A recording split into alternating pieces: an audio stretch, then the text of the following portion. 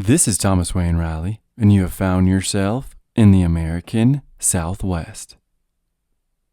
This is the 8th episode in the series over the Civil War in the American Southwest.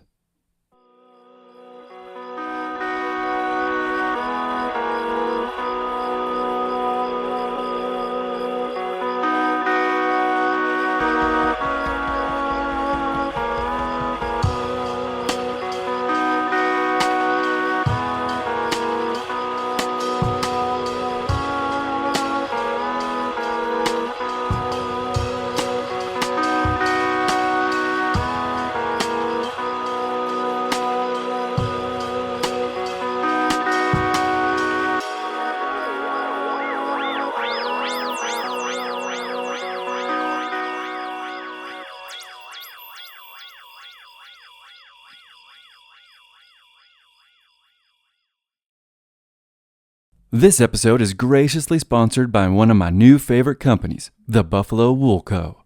Y'all know I have great love and respect for America's national mammal, the bison. My very first episode was over the wild and woolly beast, so when I tell you I discovered a company that makes 100% bison wool products 100% in America, you know how excited I got. The Buffalo Wool Co. makes the most incredible and comfortable socks you've ever worn. Not only are the Buffalo Wool Co. socks comfortable, but they are warm. You can wear them in the house, to bed, or on a hike. I wore mine in the sands of Great Sand Dunes National Park, and I've worn my Buffalo Wool Co. socks while hunting in the northern forests of Wisconsin. I plan on wearing them for the rest of my life. Buffalo Wool Co. 100% guarantees you will love the product or your money back. The owners of Buffalo Wool Co. have been raising bison in North Texas for almost 30 years, and they're even more passionate about the amazing animals than I am. Buffalo Wool Co. not only makes socks, but also knit caps, gloves, scarves, and extremely warm and comfortable clothing for kids. My wife and I have a little one on the way, and I will absolutely be keeping our kids snug and warm with the Buffalo Wool Co.'s expanding brand. If you like being comfortable and warm and looking awesome while doing it, and if you support 100% Made in America clothing, by people who are passionate about these animals and the ranchers who raise them, you will love the Buffalo Wool Co. Head over to their website, thebuffalowoolco.com, or my website, theamericansouthwest.com, where there will be a link on the home page.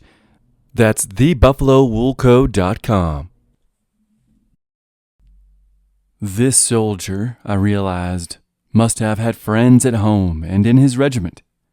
Yet, he lay there deserted by all except his dog. I looked on, unmoved, at battles which decided the future of nations. Tearless, I had given orders which brought death to thousands.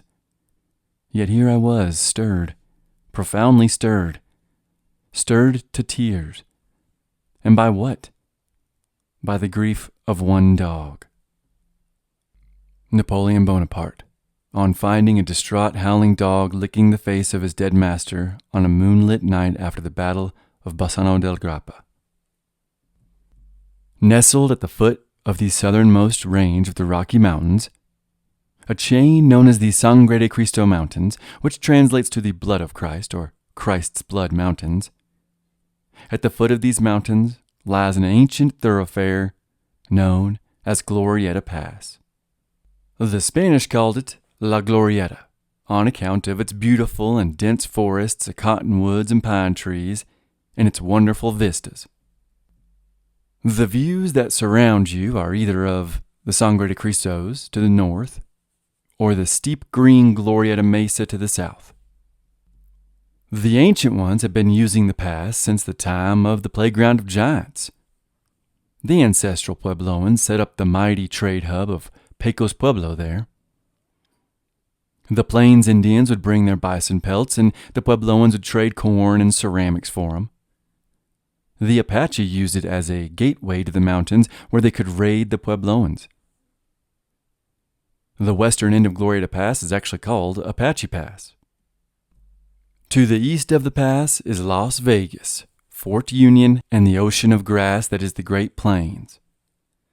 To the west of the pass is the American Southwest, with her deserts, mountains, basins, and wilderness. The Santa Fe Trail actually cuts through Glorieta Pass on its way to, Santa Fe.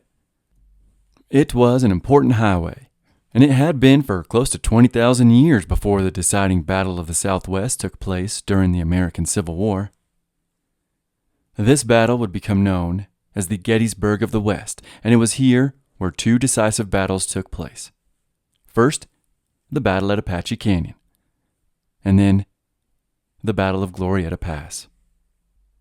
In October of 2024, despite this being my fourth visit to Pecos National Historical Park, I finally drove the few miles down the highway to the Battle of Glorieta Pass for the first time. I was with my very dear Russian friend and my wife, and I had no idea what to expect, to be honest. Well, there's a nice trail through the woods that, combined with a little book you can purchase at the Pecos gift shop, allows you to retrace and recreate the battle in your mind. When we were on the trail reading aloud the passages that describe this part of the battle, I had assumed the battlefield must have looked very different at that time. It was 1862. What I saw was all trees and gullies and rocks and boulders. You certainly can't have a large-scale Gettysburg of the West at a place like this. When the rebels and the Yankees squared off, it had to have been cleared and more amenable to fighting, right? That's what I was thinking at the time. But in reality, the only real difference is that a few fields have become overgrown and most of the buildings strewn across the battlefield have crumbled and disappeared. The fighting really did take place in this New Mexican wilderness, just as it looks today. Sure, there wasn't I-25 only feet from the trail with its roaring traffic and semis, but other than that, the battlefield now is pretty much the same as it was then. Unfortunately, at the time of the hike, I had only a passing knowledge of anything that occurred during the battle, but once I began studying and reading in earnest, I was able to place myself back on the wooded trail and amongst the boulders and ravines. When we were there, we had looked for shell or bullet markings on the many rocks and boulders, but we found nothing convincing. A traveler could pass through there today, and if they had no knowledge of what took place at this spot, they would have no way to ascertain that the deciding Battle of the West occurred there at all. So I'm here to keep the memory of the Battle of Glorieta Pass and the men who fought and died there alive for as long as this show is floating around the world. Donald Fraser in his Blood and Treasure, a great resource for this series, he comments on how by the end of March 1862, the Confederate Empire had reached its zenith. He writes in this lengthy excerpt, quote, "In the last week of March, the Confederate Empire was at its greatest expanse. In the north, Confederate troops occupied Santa Fe, strengthening the southern claim to New Mexico, and Majors Pyron and Shropshire maintained their post in Apache Canyon, guarding against a Union move through Glorieta Pass against the territorial capital. The territory's other major town, Albuquerque, served as Sibley's headquarters as well as the rebel supply depot and housed 150 veterans. To the south, Colonel Greene and his 400 horsemen protected the rebel depot from Canby's advance. Halfway between these two towns, Lieutenant Colonel Scurry led the largest Confederate element, 1,000 men, in an easy march toward the north. Sibley's plan was in motion, and his forces, the Army of New Mexico, were scattered, no longer able to converge quickly on Fort Union. Distance and momentum prevented any sudden changes. Instead, outside of the original mission, the Confederates were limited to reacting to federal initiatives." End quote. By the end of March, the Confederates had won the costly victory at Valverde before marching north to take Albuquerque and then Santa Fe. Sibley had then squandered his advantage and had his men linger at Albuquerque, in the Manzanos, Sandias, and at Santa Fe for far too long. Disease spread, the troops were tired and cold, the weather had sucked, and all the while, the rebels were severely lacking in mounts. Their horses and mules had been shot to pieces at Valverde, and they still hadn't recovered. When the order was finally given to advance to Fort Union, it was too late. As Donald Fraser writes, quote, "The lumbering progress of Sibley's army had aided the Federals immensely, furnishing them with ample time to recover, react, and save the territory for the United States. Colonel Canby remained at Fort Craig with 1,800 regulars and New Mexico volunteers, but he had rallied his beaten army, rebuilding the confidence lost at Valverde.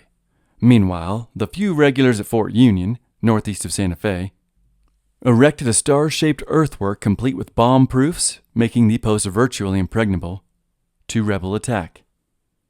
The Texans' slow progress had also allowed Union reinforcements, 900 miners of Colonel John P. Slow's 1st Colorado Volunteers, to arrive on March 10th.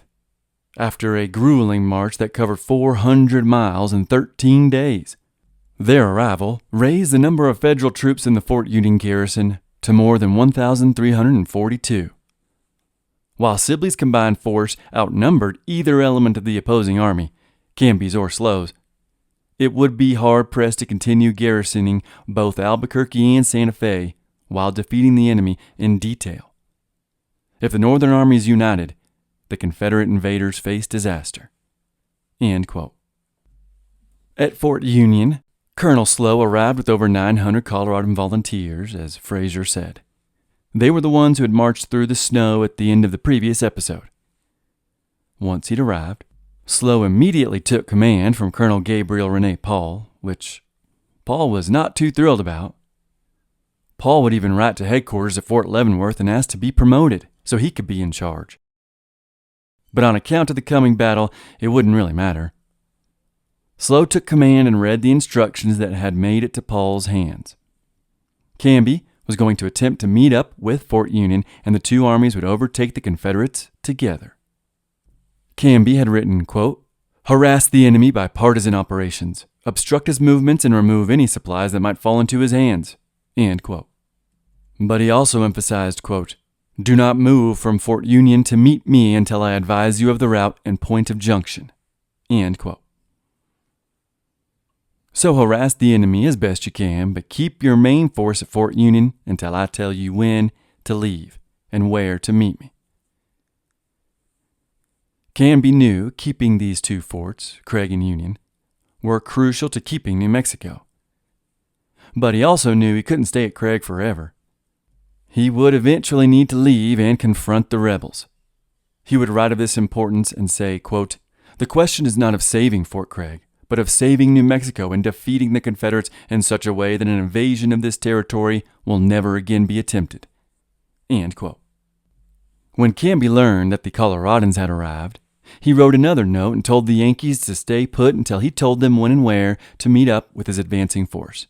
He wrote, quote, "Keep your command prepared to make a junction with this force. I will indicate time and route." End quote. But he would add, quote, "If you act independently against the enemy, advise me of your plans and movements that I may cooperate. In this, you must be governed by your own judgment, but nothing must be left to chance." End quote. That last part was all Colonel Slow needed to read. Governed by your own judgment. Slow and his anti-Coloradans were itching for a fight. After they had recovered from their incredible and fast march, they began to get bored and drunk. Fights broke out. Officers were shot in the face. These men were frontiersmen, and although they were drilling daily, their more wild mountain men nature could not be suppressed. Slow, of the 1st Colorado, is described as being a short-tempered and hot-headed man, and he had even been suspected of being a Southern sympathizer. He was ready to prove those doubters wrong. John P. Slow was from Ohio, and he had practiced law before he was elected to the Ohio legislature. While there, he struck another member and was expelled. But his constituents did not care and re-elected him anyways. He participated in Bleeding Kansas before he moved to Denver, where he was instrumental in setting up the courts in that new territory. Now, he was at the head of the rugged Pikes Peakers, and they were ready to harass the enemy in any way they could. On March 22nd, despite Paul's protests, the Union soldiers under Slow began marching west toward Santa Fe with 1,342 men from Colorado and New Mexico, although 75% of these men were from Colorado. On that same day, though, without hearing any news from his soldiers up at Union, Canby began sending patrols north from Socorro. he was scheming a grand plan to take back Albuquerque and eventually team up with his forces at Fort Craig. As Frazier, in his Blood and Treasure, Confederate Empire in the Southwest, puts it, quote, "While unwary rebel troops tramped up mountain byways and roamed the streets of Albuquerque and Santa Fe, bold and formidable blue columns snaked up the Rio Grande and down the Santa Fe Trail." End quote. Without knowing it, the rebels were beginning to be surrounded. But eventually, the news of these two movements by the enemy, the one up the Rio Grande and the other on the Santa Fe Trail, they stirred the often drunk Brigadier General Sibley. He was down in Albuquerque, and this news finally stirred him to move his men into combat position. The time had long since passed, but it was better late than never. Sibley immediately told Greene to head down the road towards Fort Craig and get a look at what Canby was up to. Afterwards, he was to march to Fort Union. Sibley also ordered Shropshire and Pyron and Santa Fe to get a move on to the east and link up with Dirty Shirt Scurry on the Santa Fe Trail. But Scurry, Shrope, and Pyron were already on the move. By March 25th, Shropshire and Pyron were at a stage stop known as Johnson's Ranch in Apache Pass. It was here they had spent a cold and sleepless night. The often quoted Private Bill Davidson would write of these times, quote, "The weather was so cold and our covering so light that we could not sleep much at night." End quote. The men were tired and weary, and they knew a fight was coming. And they knew this while they were wandering the dangerous and enchanting land of northern New Mexico. The other often quoted Private Petticolas, whose journal I have, he also wrote at this time and said, quote, "There is a sort of gloom resting on the company." End quote. He was with Scurry to the south, Petticolas was, in the Galisteo Basin. But the entire rebel force in the North Mountains of New Mexico could feel something in the air. That evening, Pyron would send 50 scouts on up ahead of the trail to scout for the Federals' movements. The following day, the 26th, deep in the steep and rocky Apache Pass, Pyron, knowing his troops had not slept, allowed all but those 50 scouts to nap in the warmest part of the day in whatever spots of sun they could find. There was still snow in all the shaded parts, and the coolness of the canyon walls radiated a dreariness that lulled the tired rebels to sleep by afternoon. But at around 4 p.m., as Private Davidson would later write in his journal, quote, "We were rudely awakened by a volley of gunfire fired into camp. In a moment, every fellow was on his feet, gun in hand." End quote. The day before, the 25th, at 3 p.m., one of Slow's men, Major John Chivington, with 418 infantry and cavalrymen, marched 35 miles west until midnight. Then he and his men arrived at a place known as Kozlowski's Ranch, where they planned to camp for the evening. And a quick note on Chivington. Chivington was 6 feet and 5 inches tall, and was described as being, quote-unquote, as strong as a bull elephant. His nickname, as Colton puts it in his The Civil War in the Western Territories, his nickname was the Fightin' Preacher, quote, "against whom the devil had mighty poor odds," end quote. He had a loud, booming voice, and he was a commanding presence everywhere he went. But at 2 a.m., Chivington was awoken with the news that there were rebel scouts in the area, and they'd been to this very same Kozlowski's Ranch earlier that afternoon. So he sent Lieutenant George Nelson and 20 of his men out to find and apprehend these rebels, which they did, while the rebels were playing cards at a place known as Pigeon's Ranch. Pigeon's Ranch was another stage stop along the Santa Fe Trail. It was also an inn that could house hundreds of animals and dozens of people. It had stables, wells, tanks, corrals. It was a major spot on the trail, and it will play an important role in the coming Battle of Glorieta Pass. After bringing the captured Confederates back to Chivington, he interrogated the prisoners and learned that the rebel forces were at that moment at the far end of the pass and would soon be marching for Fort Union in strength. A few hours later, at 8 a.m., Chivington decided to press his advantage, and he moved all 400 of his men from the ranch and marched through Glorieta Pass in an attempt to fend off the rebels. But on the way, they captured the other 30 rebels.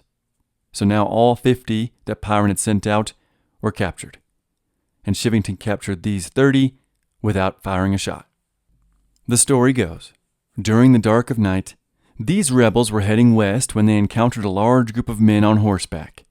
They assumed, since they were heading west, that these men were their own comrades. Earlier in the night, a group of Federals and these group of Confederates had actually passed by each other inside the pass without even knowing it, and each were heading back to their own lines.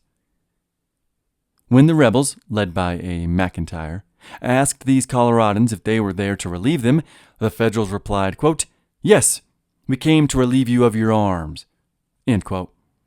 They then raised their rifles. Surprised, the rebels threw down their arms and were marched off as prisoners. By 2 p.m. on the 26th, Chivington and his Coloradans were at the summit of the pass. He could see no signs of the Confederates yet, but he knew they were just at the far end of the pass, or at least that's what the captured Texans had told him. So, he and his men marched for 2 more hours until they came upon the sleeping and drowsy rebels. They then opened fire on their enemy.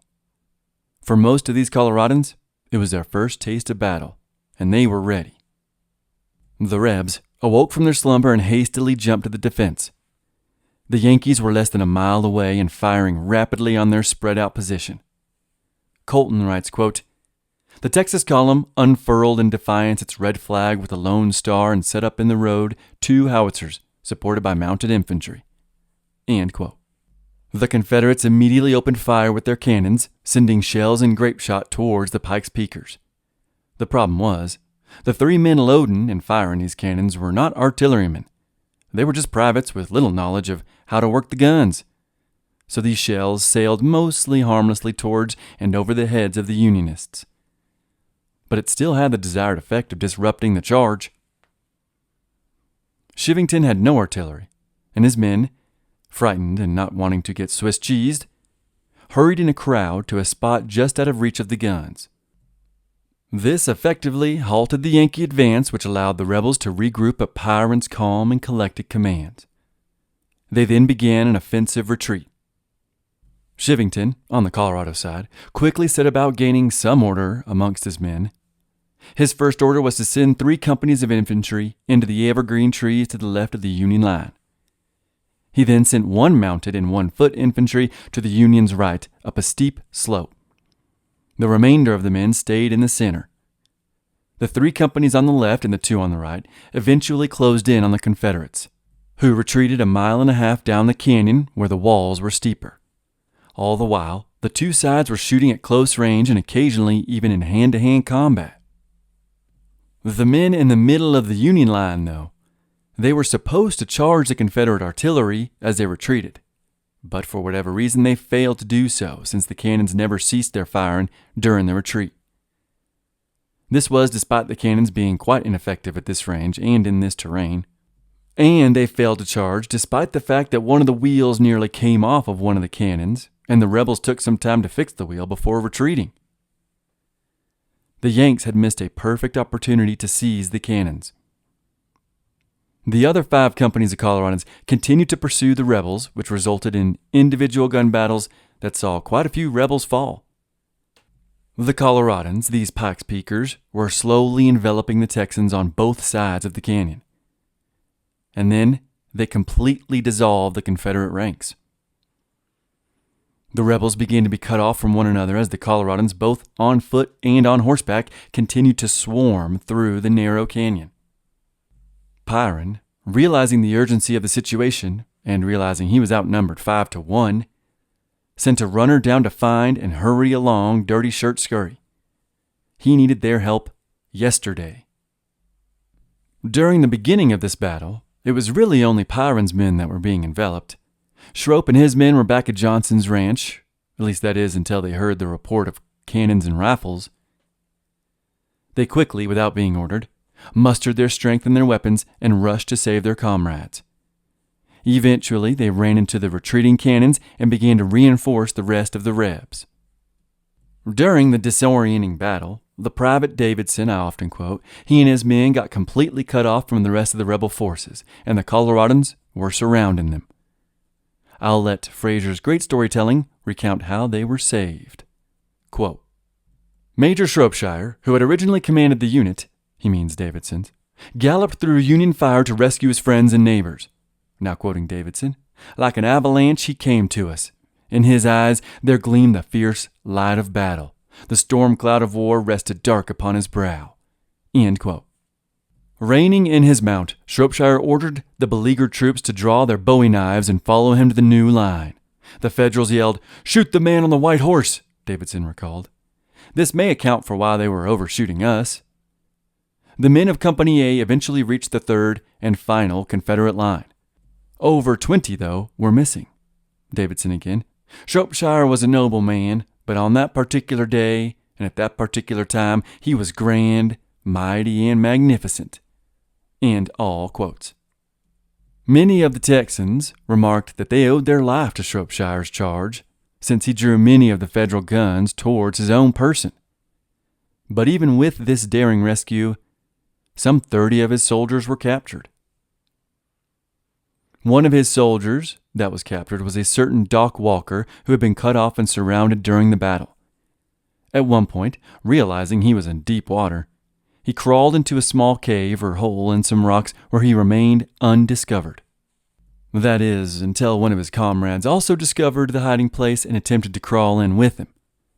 This man, a Sergeant Tuke, he was shimmying his way in when the two were found and pulled out of the rocks.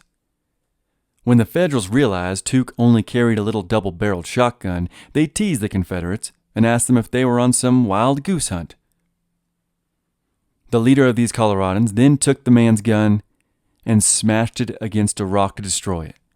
But unfortunately for him, upon striking the boulder, both barrels discharged into the 1st Colorado Lieutenant William Marshall and killed him. On the other side, Chivington, mounted and dressed in full regimental uniform with a pistol in each hand, had also seemed impervious to bullets, much like Shropshire.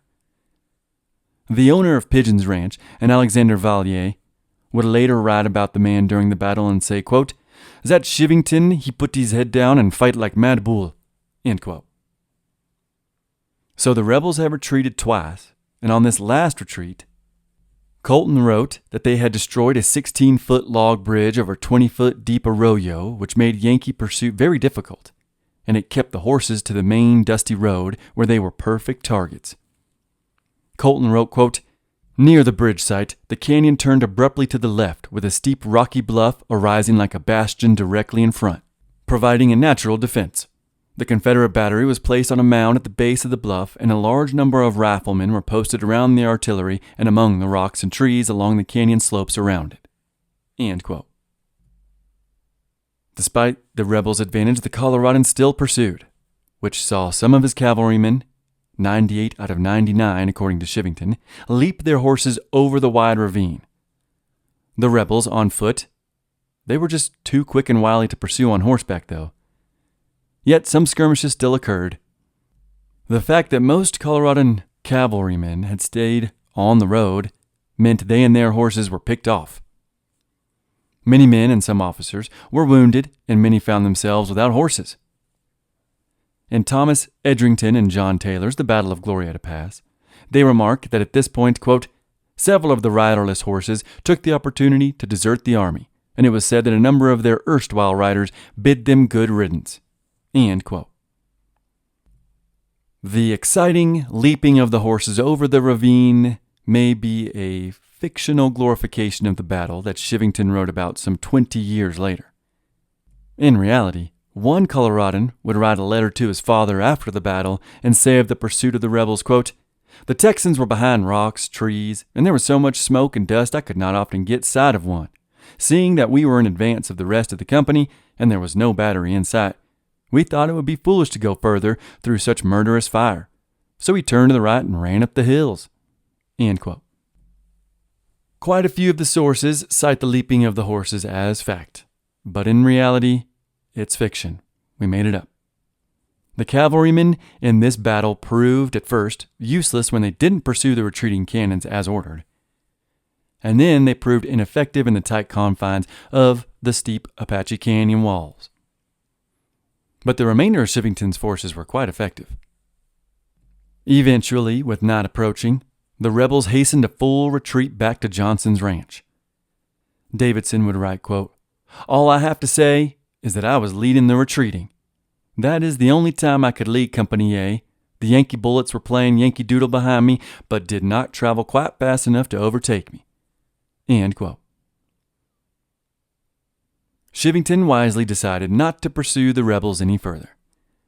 But he had, unbeknownst to him, just inflicted the first real defeat of the Confederates in the war for the Southwest thus far. Before and during the battle, he had captured around 75 rebel men, and during the skirmish, he had killed 4 Rebs and wounded 20. The Yankees suffered 5 killed and 14 wounded. The Coloradans celebrated what they thought was a major and marvelous victory, while the rebels admitted that they had been quote-unquote outflanked, outnumbered, and outgeneraled.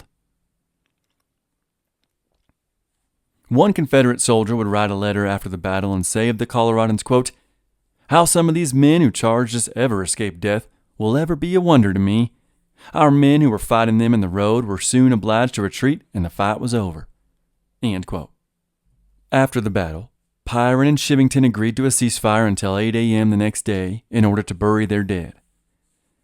Chivington returned to Pigeon's Ranch, but left a small group of soldiers at the eastern end of Apache Pass, while Pyron and Shropshire retreated to the western edge of Apache Pass to Johnson's Ranch. There, they entrenched themselves and waited for both another attack and for Scurry's 600-man reinforcements. Towards the end of the battle, Private Davidson, who had so enjoyed the sun's warmth earlier before he was rudely awoken by the Federals' gunfire, he wrote in his journal about that day and how, by the end of it, he was wondering if the sun would ever set. He wrote, quote, "The sun seemed to hang in the heavens and would not go down." End quote. He wondered if, quote, Joshua had reissued his order to the sun. End quote. In the Bible's book of Joshua, the commander of the army of Israel apparently asked God to stop the sun so that he could continue fighting. Joshua 10:12 reads, quote, "Then spake Joshua to the Lord in the day when the Lord delivered up the Amorites before the children of Israel, and he said in the sight of Israel, Sun, stand thou still upon Gibeon." 13 reads, "And the sun stood still." End quote. Davidson was wondering if the Yankees had successfully asked the Lord to stall the sun so they could seek their revenge upon the rebels. Davidson also wrote, quote, "I almost believe that evening made my hair turn gray." End quote. During the only 3-hour battle, Dirty Shirt Scurry had received the frantic message from Pyron, and he wasted no time in rallying his tired men. He arranged them into a column on the road, and they marched north towards their beleaguered comrades. Petticolas would write of this march, quote, "We started off at a brisk gait and made the first 6 miles of our journey in a very little time, but footsore and weary we did not travel from that point so fast as we had been doing, but there was no murmuring at our suffering. Every man marched bravely along and did not complain at the length of the road, the coldness of the weather, or the necessity that compelled the march." End quote. By 3:30 a.m., they had arrived to their entrenched fellow Confederates, and Davidson would write, quote, "I was glad to see them. I thought they were the finest-looking men I ever saw in my life." End quote. In reality, many of Scurry's men were barefoot. They were all hungry since their dinner had been cut short, and they were freezing cold. The 15-mile march had been through a pass filled with snow and ice. The last 2 miles took 2 hours, but they had finally arrived. Immediately, Pyron and Scurry began discussing their next move. They just knew a federal offense was coming strong and fast, so they figured a further entrenchment would be the right move, at least for now. By the morning sun's light, the rebels had gained an incredible defensive advantage. They dug rifle pits, they'd aligned their 4 cannons to point at the mouth of the canyon, they deployed sharpshooters on the rocky slopes. They were dug in. All the while, their supplies were loaded into a train of wagons by the teamsters just out of sight of the Unionists. These 80 wagons held all of their belongings, all of their food, all of their extra weapons, medicine, clothing, journals, extra ammunition. It sure would be devastating if this wagon train were to be destroyed in a surprise flanking maneuver. This Confederate entrenchment was a perfect setup, a perfectly defensible place to hold off the Federals who were itching to fight under Slow. They were in a perfect place to hold off and wait until Greene arrived to further reinforce their numbers. Greene had over 300 mounted soldiers and more supplies. With he and his men, they could probably beat the Yanks in open battle. But like Slow, the Coloradan, the Confederate Colonel Dirty Shirt Scurry was in a hurry to defeat the enemy in battle.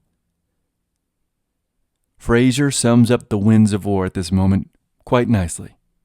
Quote, Scurry understood Sibley's intentions.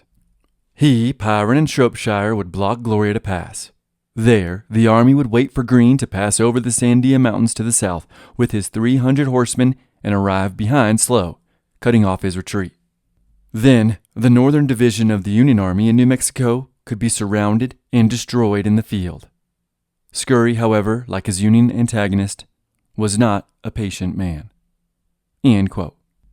By March 27th, Dirty Shirt Scurry, who'd missed the retreating action at Apache Pass, was eager to be on the move and hunt down the Federals. Scurry had assumed the ceasefire was until noon, so when he learned that it ended at 8 a.m., he began to think entrenching was the wrong move. He knew Greene wasn't far behind, and he wanted to go through the pass and cut off the Yankees before they could retreat to Fort Union. He'd wait one more day before pursuit. On the 28th, after another restless and cold night, Scurry was on the move.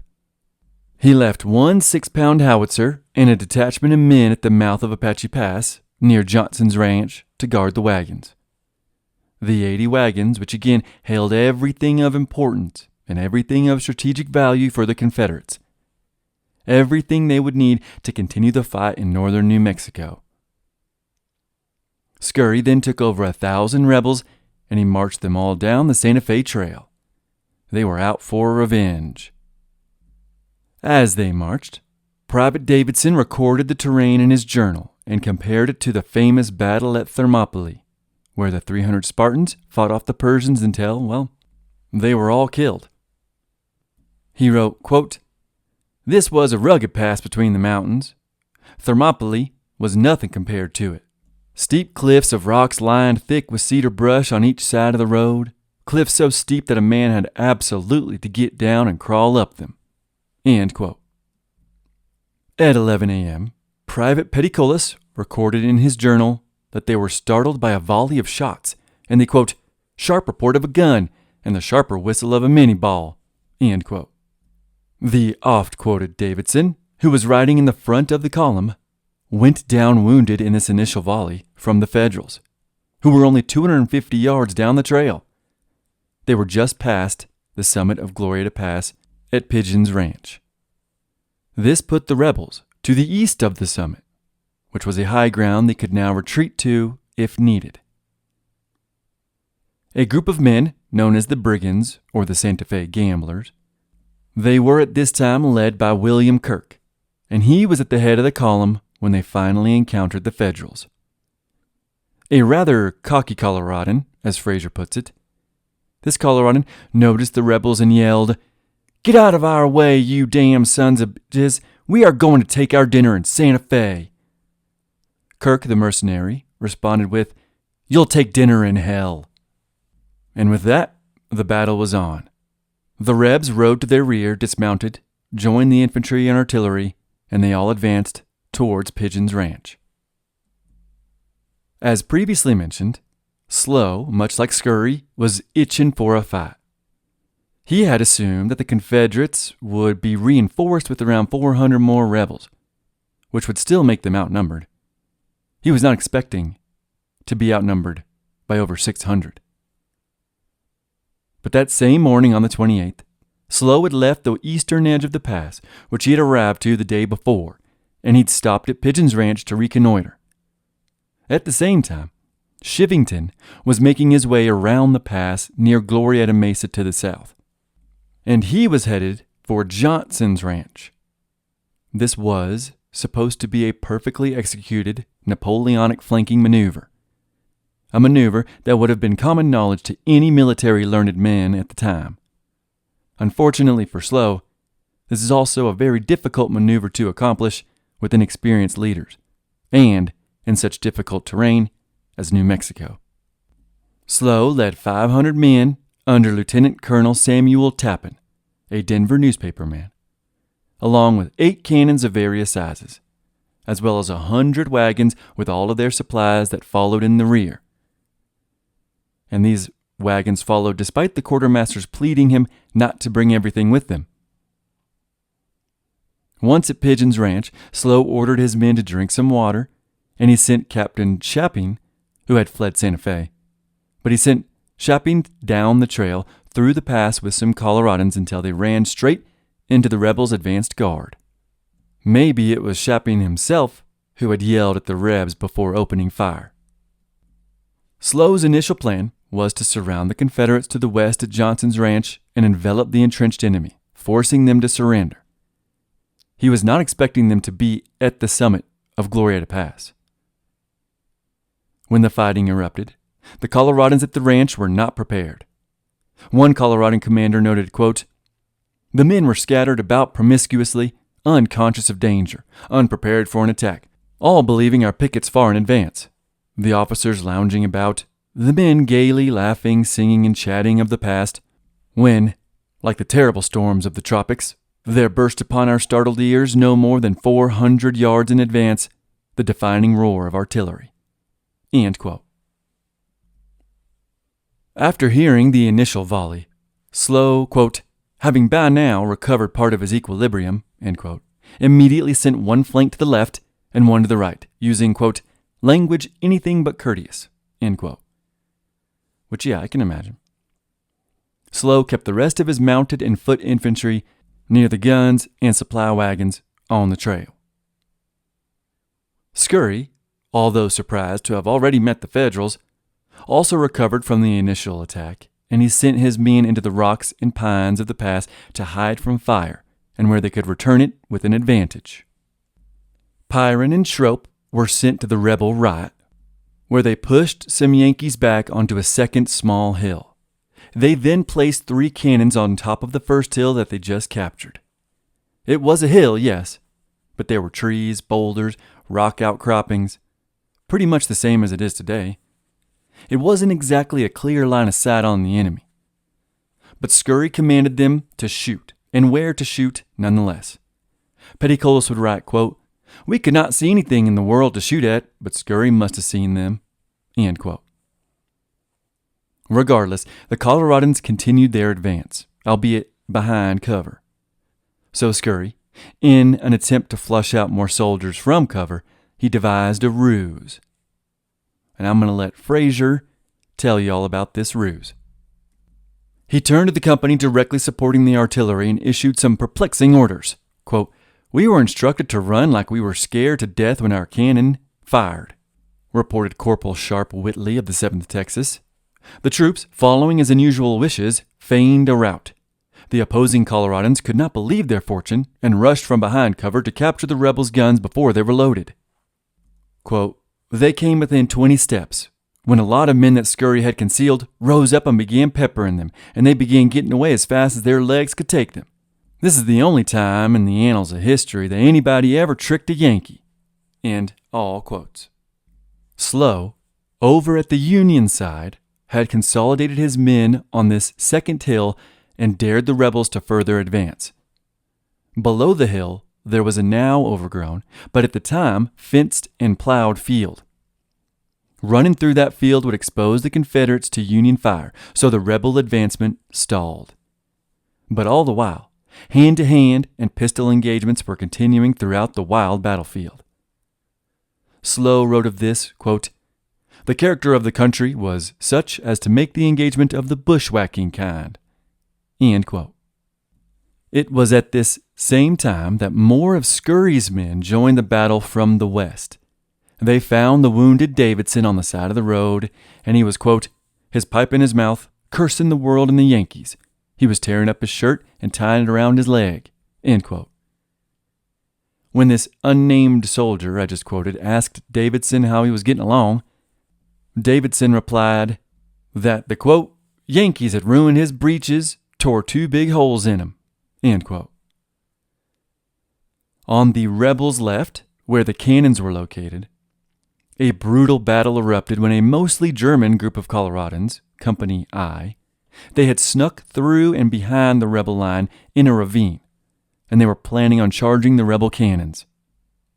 But they were discovered, and the Texans, after running 200 yards through an open field, poured down into the ravine upon them with a piercing rebel yell, their double-barreled shotguns, bowie knives, and pistols.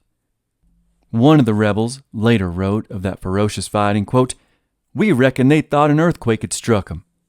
We charged the gully and they skedaddled, but we think that old Ben White's swab-barrel gun did the balance, end quote. The swab-barrel gun, as far as I can tell, is the swivel-barrel musket that kind of acts like a shotgun. This Ben White's double-barreled swab, it seems, tore the men to pieces. Many of the German Coloradans, 15, died in the half-hour melee, including 2 being stabbed to death by a 38-year-old Texan lawyer after he ran out of bullets. 5 of the Germans surrendered, and the rest fled into the hills back to the federal side. Slow now realized he was outnumbered, and soon he himself would be enveloped. He needed a new plan. So he rode with his mounted reserve men to the top of a high point, and they surveyed the battlefield. He could see that most of the fighting was in the ravines that lay between those 2 original hills that the fighting had began on. He then noticed that to the Union left, towards Glorieta Mesa, there was a nice level field with 2 of its own hills that rested near the all-important Pigeons Ranch. With horror, one of his men pointed out that if the Rebs sent men through that level plain, they could surround the Federals and they'd be forced to flee or surrender or die. So, Slow sent Lieutenant Colonel Samuel Tappan of the 1st Colorado with just 25 men to go and take that hill before the Confederates could notice it. Slow had been correct, too. The rebel numbers were finally pressing their advantage. They had now, temporarily, stabilized the lines among the trees and the rocks, and they would fire, reload, advance, take cover, and fire again, and then repeat. All the while, their artillery, led by a man named Bradford and his battery were raining fire down upon the Yankees. The Confederates were slowly encroaching. And then a cheer went forth on the rebels' right when Schroep of Pyron's men had successfully forced the Coloradans to retreat after they'd nearly surrounded them. Edrington and Taylor's The Battle of Glorieta Pass sum up this counterattack nicely, and they quote a few Yankee soldiers, too.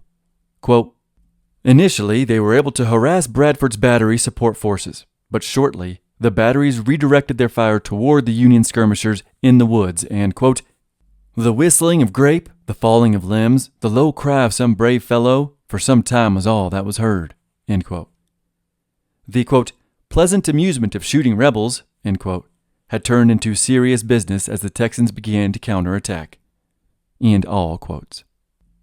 Slow, still at that hill, saw the dissolving Union lines and ordered his troops to the slopes of those 3rd set of hills, the ones near Pigeons Ranch. The rebels, noticing the retreat, pressed their advantage and continued their advance. But the rebel lines also became less cohesive as each small unit of soldiers fought their own private battles with the retreating Yankees.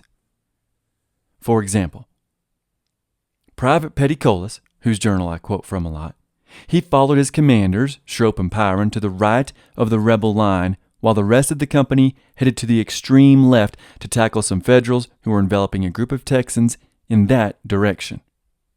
Noticing this envelopment to the left, Major Pyron galloped off towards Scurry to warn him of the dissolving left Confederate flank.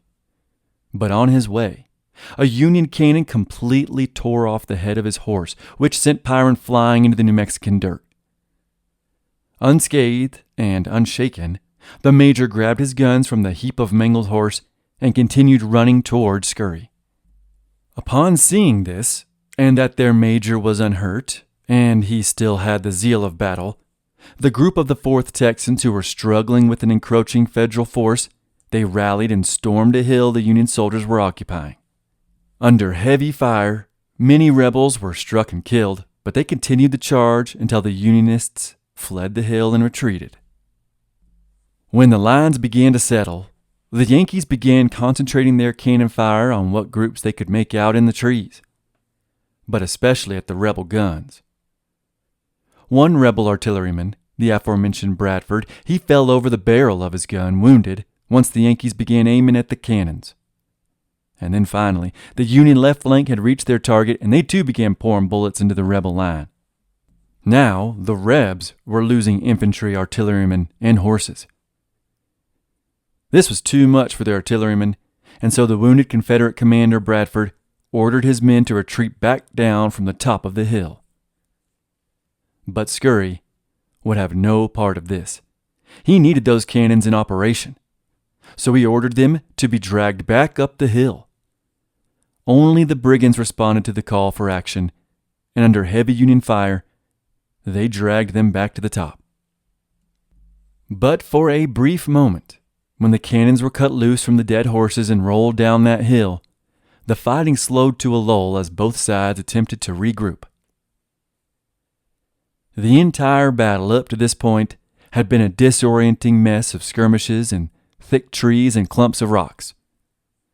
One Corporal Whitley of the 7th Texas would later write of the battlefield, quote, "We could see no distance along our line and only knew that we were advancing from the fact that the firing was going back all the time." End quote. He'd also write that the officers would help, quote, "pass along by us once in a while and encourage us and tell us how it was going at other points.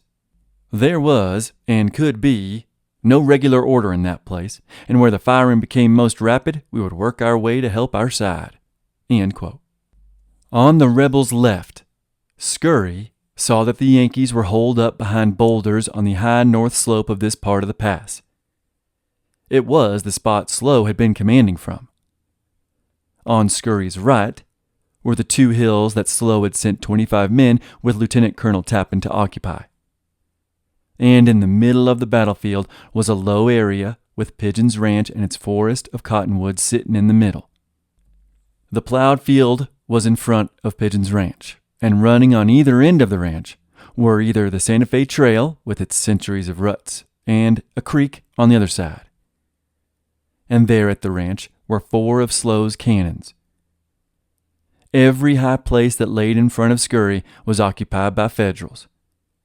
And on those high places were enough boulders and trees to hide behind and shoot from safely. He knew it would be a tough battle to dislodge the troops, but he knew it had to be done. He did have the superior numbers after all.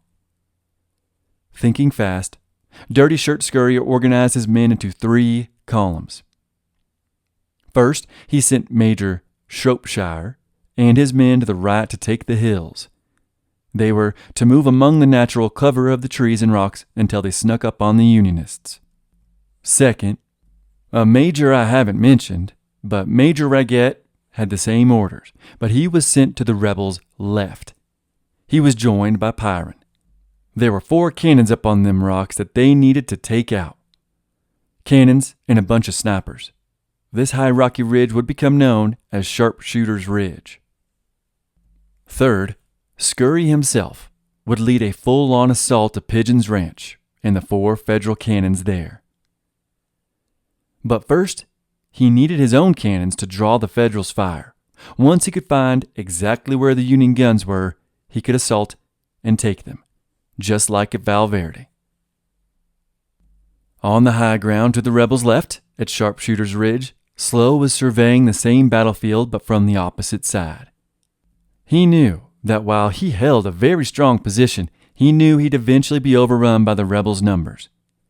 He figured it would only be a matter of time before they would have to retreat.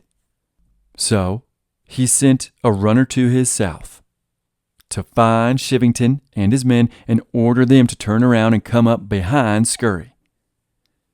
The Federals would then have the rebels surrounded in a classic Napoleonic-style form of encirclement.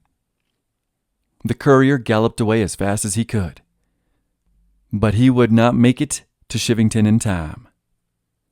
Chivington, unbeknownst to Slow, would later that afternoon burn any and all hopes of a rebel empire in the Southwest to ashes. On the two hills, on the rebels' right, Union's left, Tappan and his 25 men knew they were inadequate to hold these hills, so he ran back down to Pigeon's Ranch and grabbed about 75 men who were standing by the wagons, apparently guarding them. He then rushed these men back up towards the two hills, and according to Fraser, quote, deployed them as skirmishers in a great arc, 3/4 of a mile long. Now quoting Tappan, this position commanded the valley in part, he wrote. The irregularities of the surface afforded excellent protection for the men from the fire of the enemy. End all quotes.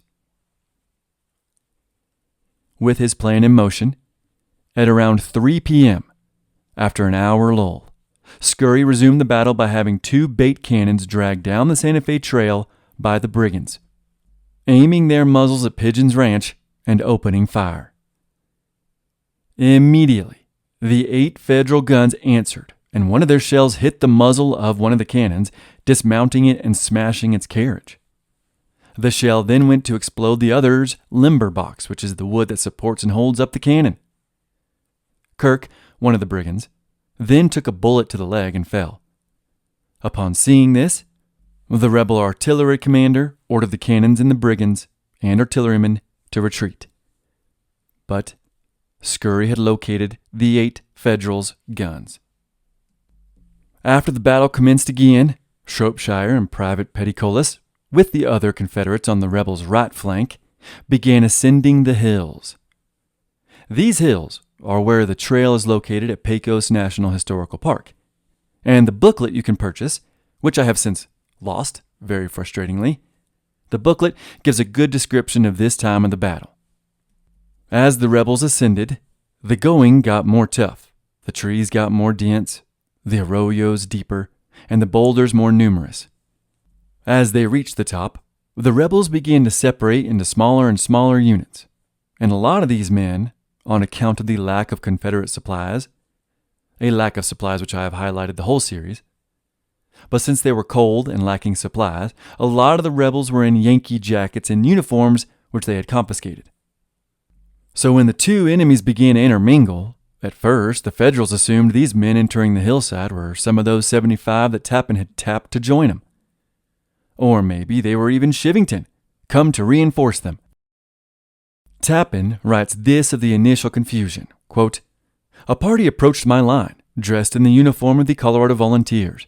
They were allowed to come within a few paces of us when, recognizing them as Texans, my men were ordered to fire. End quote. The rebels, after being fired upon, immediately fell back, and many began running down the hill. Many of them ran past Schroep and his nearly 50 men, and when Schroep saw them running, he yelled, quote, come on and take that position, or stay back and look at men who would. End quote. Many of the frightened men rejoined Shropshire, and over 60 of them progressed up the hill and on to the Yankee position. But the Federals stayed behind cover until the rebels were only 30 feet away. They then sprang from behind their cover and fired upon the Southerners. Shropshire, in an effort to rally his men, raised his hand to yell, but as one 15-year-old Private J.H. Richardson of the 7th Texas remembered, quote, by the time his hand was even with his head, the fatal bullet went crashing through his skull. I was looking at him when the minie ball cut his hat band. End quote. The gallant and brave Major Shropshire, as well as 4 other rebels, including a captain, were all cut down in this volley. The Texans immediately retreated a ways before finding cover and waiting for the pursuing Coloradans. The 15-year-old Richardson rode to the men, though, who came to loot the bodies of his dead comrades and his dead major.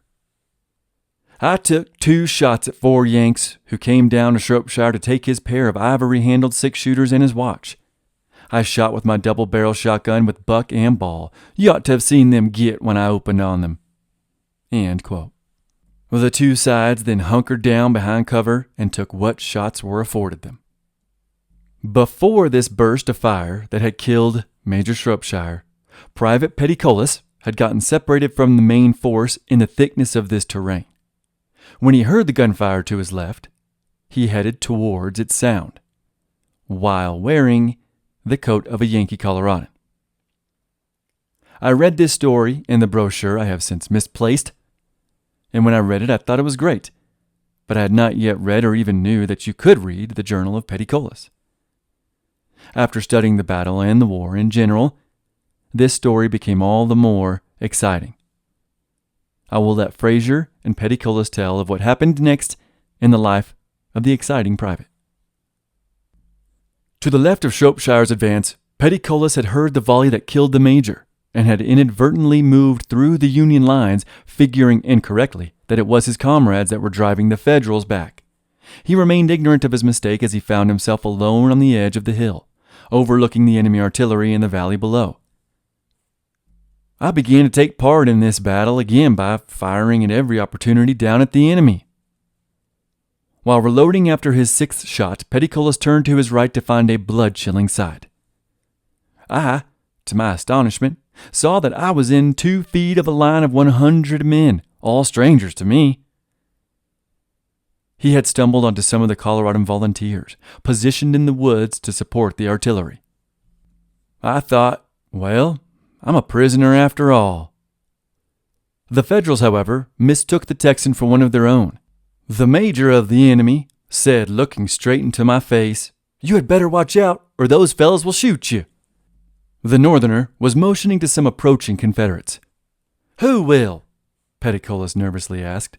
"Why, those fellows over yonder. There are 2 or 3 of them shooting at us." Petticolas saw his chance to escape. "Is there?" said I. "Then I'll go over that way and take a shot at them." I started off with my gun at charged bayonets as if advancing on a real foe. In a dozen steps further, I was out of sight and over in our own lines once more, thanking an overriding providence for my escape. End all quotes. The major that told him to watch out for the enemy's fire, his own comrade's fire, that was Major Tappan himself. Over in the center of the battlefield, Scurry had gotten grazed by a bullet in the face, and his countenance was one of a fierce, bloodied warrior. But he urged his forces forward through the field and directly towards the Union's battery, which opened fire and cut down many a rebel. The remainder of them fled for cover behind buildings, trees, rocks, whatever they could find. A back and forth of rifle and shotgun fire ensued. But just as the Confederates had done earlier, they fired, advanced, reloaded behind cover, fired again, and advanced. Not just in the center, but all over the battlefield. The Union dead and wounded were beginning to pile up. On the rebel left, with Raguet and Pyron, they too were advancing through the thick trees and boulders towards the elevated Union position known as Sharpshooter's Ridge, the strongest position the Federals had. Although they were fired upon by the entire group of Union soldiers atop the ridge in front of them, the rebels continued their advance. Scurry would later write, quote, "The intrepid Raguet and the cool, calm, courageous Pyron had pushed forward among the rocks until the muzzles of the guns of the opposing forces passed each other. Inch by inch was the ground disputed." End quote. Eventually, the Yankees had no choice but to flee their strong high ground. With the all-important Sharpshooter's Ridge to the rebels' left taken, the rebel soldiers now began firing upon Pigeon's Ranch, where the Unionists were hunkered down. With the covering fire from their left, Scurry and his men again began advancing in force on Pigeon's Ranch and the middle ground of the battlefield. A Captain Downing of the 1st Colorado would sum up this portion of the battle and what he witnessed when the rebel yells and Texans came charging forward. Quote, "Then came the grandeur of battle, the test of bravery, the madness of despair. With wild, fierce yells that reached far above the roar of artillery in solid column, while 6 and 12-pound howitzers hurled their double charges of grape and canister among them with a precision which proved most terrible. But unchecked, this mass of excited humanity rushed fearlessly on." End quote. But the Federals weren't given up without a fight. Downing would continue his narration of the rebels' charge. He wrote that as soon as the Rebs were within reach of the cannons, his men sprang up, quote, "like tigers from their lairs, and sent their many messengers among the Texans, which made them halt before the flashing bayonet, turn, and run, when such shouts from the Colorado boys rang along the canyon as were never heard before." End quote. Scurry, during the charge, took another grazing bullet to the face. The rebels had to fall back to cover, one last time. Meanwhile, Raggett and Pyron noticed some of the retreating Yankees had taken yet another high ground to their east, so Raggett led a group to pursue them. In Edrington and Taylor's The Battle of Glorieta Pass, they recount this charge and they quote Raggett's brother-in-law as well as a young Yankee private. The story reads, quote, "Major Henry Raggett was pushing forward on the extreme left, as recounted by his brother-in-law, Frank Starr, a private in the 4th Texas." Now quoting Starr. "Henry took a party of the men to drive them from the rocks. The enemy's fire was so terrible that our boys faltered. Henry rushed on, cheering the boys to follow him. He took a direction around the left of the rocks, calling the boys on, saying that we could get around them and cut off their retreat. All this time, Henry was within 20 steps of the rocks, and his uniform, words, and actions attracting the attention of the enemy. Many of them were shooting at him with their pistols, but until that moment, he had escaped with a ball through his coat sleeves. But then he fell, a ball passing through his body. Henry lived about 1 hour and a half. Captain Ford from Angelina was with him from the time he fell until he expired." End quote. This tragedy for the Texans had its counterpart on the Colorado side. According to Whitford, the young private who shot Raggett had had a premonition the night before and had told Captain Downing, quote, "I dreamed last night that I was shot through my heart in battle today." End quote. Downing downplayed the dream. But sure enough, a Texas sharpshooter fired back at the muzzle flash of the round that killed Raggett. The bullet hit the young man's rifle and ricocheted into his chest, piercing his heart. His last words were, "I told you something would happen." End all quotes. After the rebels witnessed Raggett's fatal shot, they rallied, charged the heavily fortified position, and overtook the Federals, who fled down from the high ground and eastward on the Santa Fe Trail. Noticing their right had been taken, the commander of the Federal guns cut them loose of their dead horses, tied them to fresh ones, and tore off down the road to the east with Slow in tow. At that, Scurry was ecstatic. The rebels charged one last time at Pigeon's Ranch and the retreating guns, but the ranch was now in Confederate hands. The ranch, Sharpshooter's Ridge, and the entire left flank were in rebel hands. Now only Tappan and his 2 hills on their right remained in play. But Tappan knew he was surrounded, as the Confederates never ceased their advance. He would later write, quote, "Considering it extremely hazardous to remain longer, I ordered my men to fall back and close in the rear of the retiring column." End quote. Fraser sums up the frantic retreat with a story right out of film. Confederates, sensing victory, followed closely, at times mingling with the retreating Federals. Private Whitley recalled one rebel officer who found himself in personal combat with a heroic Coloradan. In crawling through the brush, Lieutenant Phil Clow and a Pike's Peaker came suddenly upon each other and both fired, and Clow missed him. The Southerner, however, had been grazed. Here was done some of the fastest loading that was done that day, but Clow got loaded first and the Pike's Peaker threw in the sponge. He had to. End all quotes. About a mile down the road, where the walls of the pass got narrower, once Tappan and his men had caught up, Slow decided on one last stand. He couldn't very well let the rebels capture their supply train. Capturing the all-important supply train, after all, would certainly spell defeat for whomever that unfortunate circumstance fell upon. So Slow turned his 8 guns around and entrenched his remaining men. When Scurry and the rebels advanced, he opened fire. sending the rebels to scatter. By now, the sun was setting behind the Mesa Glorietta's walls, and darkness was settling on the smoke-filled battlefield. After one last charge before nightfall found the rebels repelled again, they allowed Slow and the Yankees to retreat their 10 miles east to Kozłowski's ranch. After having won the battle and forcing the Yankees' retreat, Scurry sent a rider to Kozłowski's ranch with a flag of truce and an invitation to bury their dead and collect their wounded. Not long afterwards, the rider returned with a few dozen Federals who brought shovels and medicine. Medicine they shared with their rebel enemies. All told, 46 rebels were dead or dying, and 60 were wounded, while 25 were missing. The Federals also had 46 dead, with 64 wounded. They were all placed in graves near Pigeon's ranch. As the men got to work burying their comrades and enemies, snow began to fall. It was going to be yet another cold night. Many of the rebels had not had a meal in 36 hours, and despite their victory on the battlefield, the Confederates felt a sense of doom and foreboding that trickled through their tired ranks. Rumors of their wagons being confiscated back at Johnson's ranch also began to swirl among the victorious Confederates. But this was no rumor. Earlier in the day, before the battle even commenced, Chivington and his 400 Colorado regulars and New Mexican volunteers had been ordered to meet up with Slow towards the end of the pass so they could assault the Confederates. But Slow had never appeared at the intended rendezvous, so they waited.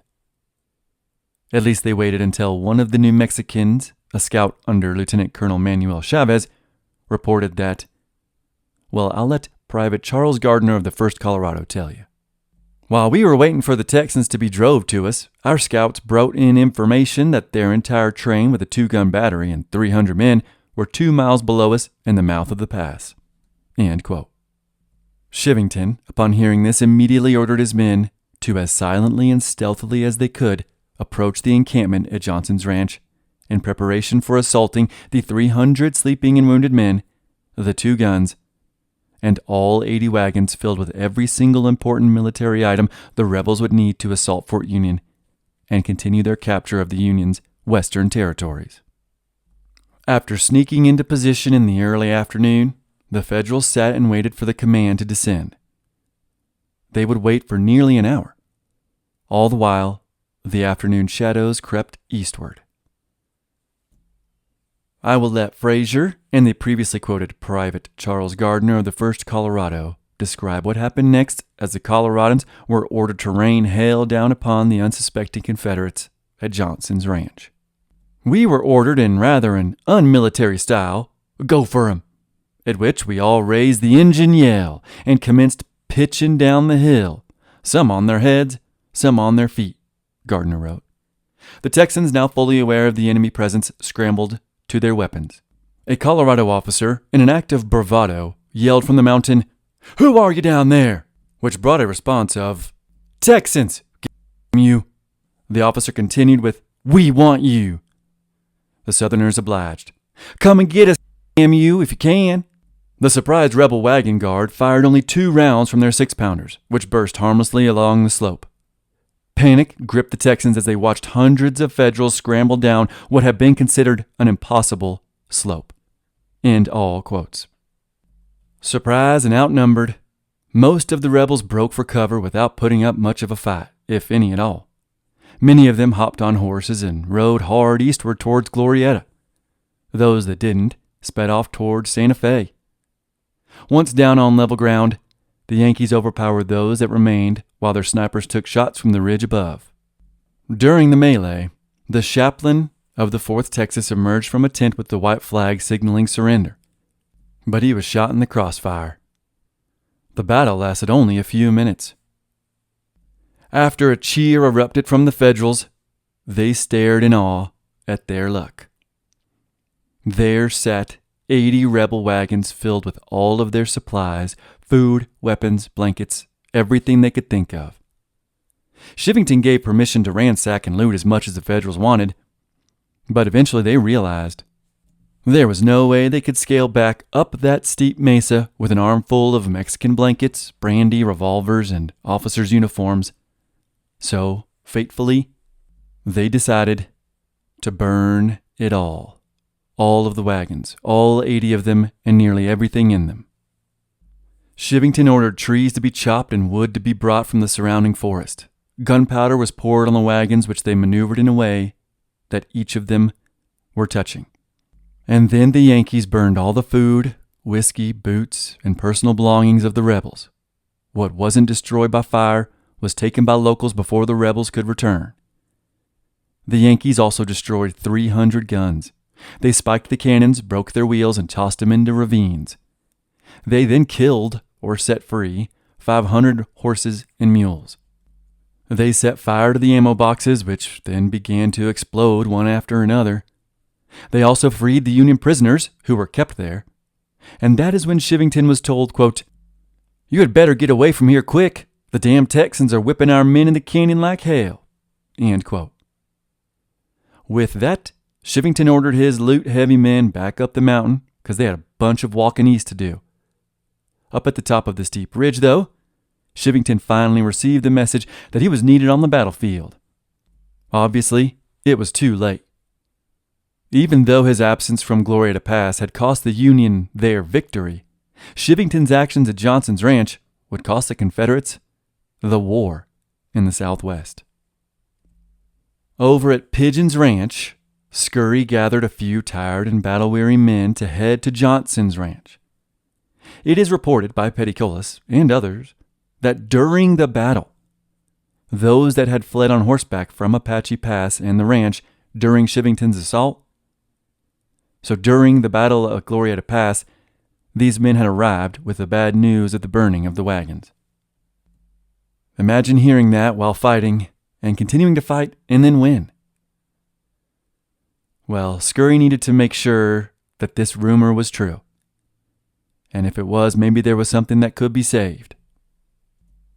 Obviously, when those soldiers sent by Scurry at Pigeon's Ranch arrived to Johnson, they found the smoldering ruins of their hopes and dreams for furthering the Imperial Confederate cause being ransacked by the locals.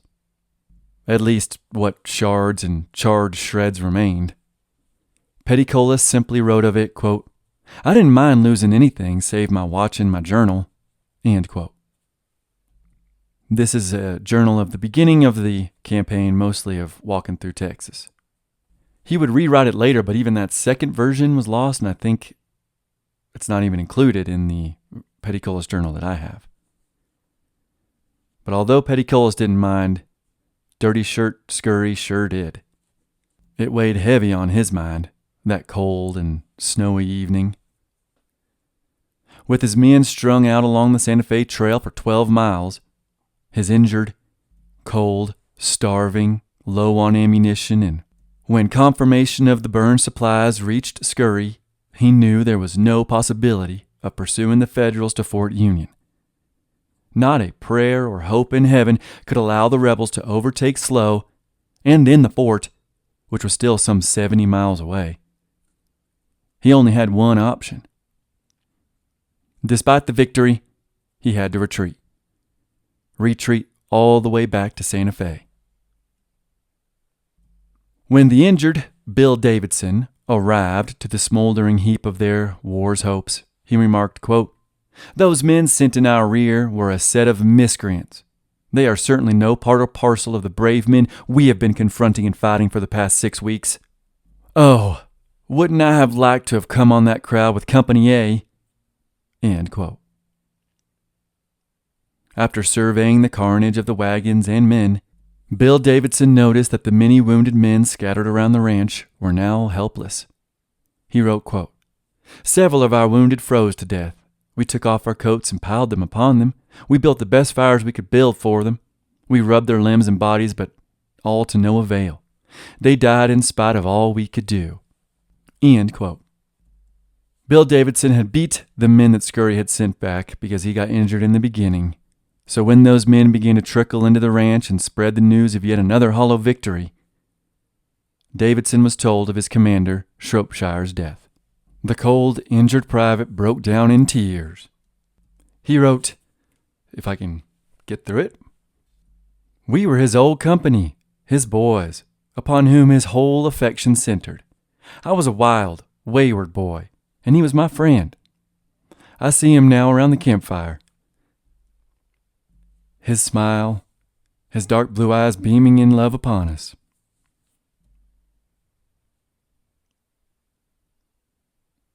After Scurry and the rest of the rebels arrived at Johnson's ranch, they surveyed the rubble of their future. And then Scurry gave the order to march back to Santa Fe. Davidson, his leg still wounded and still not attended to, began the slow and cold march to the ancient city, that city which had seen its fair share of warriors and battles and icy deaths. Along the way he wrote, quote, 1,000 miles from home, not a wagon, nor a dust of flour, not a pound of meat. End quote. Before he passed out near one of the many roadside fires that had been lit to keep the soldiers warm, one of his rebel comrades whispered to Davidson, quote, "We're in a hell of a fix." End quote. In the next episode, the Confederates will retreat from Santa Fe, from Albuquerque, from Socorro all the way to Mesilla. But along the way, skirmishes, the Battle of Peralta, and an incredibly difficult 100-mile flanking through the San Mateo Mountains will test the strength of the fleeing rebels. Thank y'all for listening, and I'll see you again soon in the American Southwest. This episode is graciously sponsored by one of my new favorite companies, the Buffalo Wool Co. Y'all know I have great love and respect for America's national mammal, the bison. My very first episode was over the wild and woolly beast, so when I tell you I discovered a company that makes 100% bison wool products 100% in America, you know how excited I got. The Buffalo Wool Co. makes the most incredible and comfortable socks you've ever worn. Not only are the Buffalo Wool Co. socks comfortable, but they are warm. You can wear them in the house, to bed, or on a hike. I wore mine in the sands of Great Sand Dunes National Park, and I've worn my Buffalo Wool Co. socks while hunting in the northern forests of Wisconsin. I plan on wearing them for the rest of my life. Buffalo Wool Co. 100% guarantees you will love the product or your money back. The owners of Buffalo Wool Co. have been raising bison in North Texas for almost 30 years, and they're even more passionate about the amazing animals than I am. Buffalo Wool Co. not only makes socks, but also knit caps, gloves, scarves, and extremely warm and comfortable clothing for kids. My wife and I have a little one on the way, and I will absolutely be keeping our kids snug and warm with the Buffalo Wool Co.'s expanding brand. If you like being comfortable and warm and looking awesome while doing it, and if you support 100% made in America clothing by people who are passionate about these animals and the ranchers who raise them, you will love the Buffalo Wool Co.